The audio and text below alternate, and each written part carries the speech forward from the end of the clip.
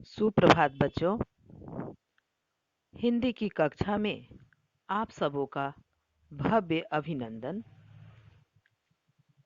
आज हम पुनः शरद जोशी रचित रेल यात्रा पाठ का अध्ययन करेंगे। प्रस्तुत रेल यात्रा एक व्यंग्यात्मक निबंध है। इसमें शरद जोशी जी भारतीय रेल के अपने अनुभव को स्वाभाविक रूप से व्यक्त किया है। रेल यात्रा में भीड़ ही भीड़ मिलती है। इसमें यात्री के ऊपर सामान रहता है तो कहीं सामान के ऊपर यात्री। रेल प्रशासन को इससे कोई मतलब नहीं रहता है, मानो उसका काम सिर्फ लोगों को एक जगह से दूसरी जगह पहुंचाना ही है, चाहे इसके लिए लोगों को बोरा में भरकर ही ले जाना क्यों न पड़े। यात्रियों की सुख सुविधाओं से उसे कुछ लेना देना नहीं है। ट्रेनों का कोई टाइम भी नहीं होता। वे अक्सर लेट चलती हैं, कहीं रुक जाती हैं, कहीं पटरी से उतर जाती हैं। यह आम बात है। चलिए पाठ का शेष भाग पढ़े। फिर एकाएक रेल को मूड आता है, वह चल पड़ती है। आप हिलते डुलते प्रकृति की सुंदरता देखते चल पड़ते हैं।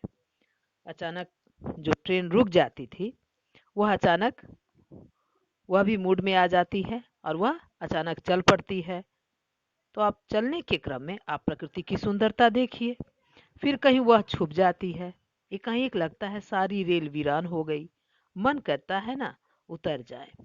अचानक कहीं पर रुक जाती है तो हम लोग भी क्या करते हैं बच्चों, बोरियत महसूस करते हैं और मन होता है कि ट्रेन से उतर जाऊं। पर भारतीय रेलों में आदमी अपनी टिकट से मजबूर होता है। जिसका जहाँ का टिकट होगा वह वहीं उतरेगा। तो हम लोग अपने टिकट से मजबूर रहते हैं। जहाँ का टिकट रहेगा वहीं पर हमें उतरना है, वही हमारा गंतव्य स्थान होता है। भारतीय रेल कहीं ना कहीं हमारे मन को छूती है। वह मनुष्य को मनुष्य के करीब लाती है। एक ऊँघता हुआ यात्री दूसरे ऊँघते हुए यात्री के कंधे पर टिकने लगता है।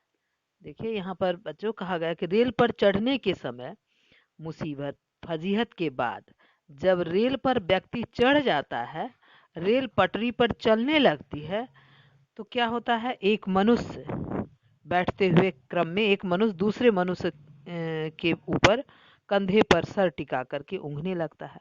तो इस तरह क्या है, मनुष्य में क्या लाती है, वो निकटता लाती है।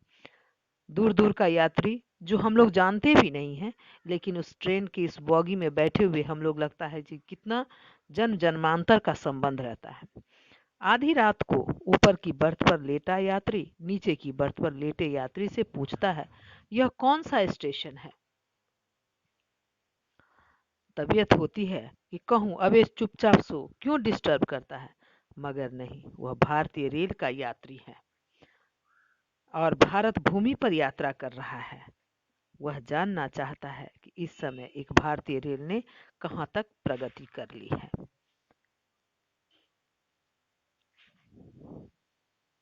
चलिए बच्चों गृह कार्य नोट करें। भारतीय रेल मनुष्य में निकटता लाती है, कैसे?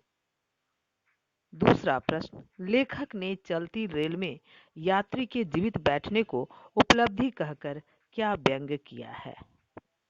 आज के लिए इतना ही। धन्यवाद।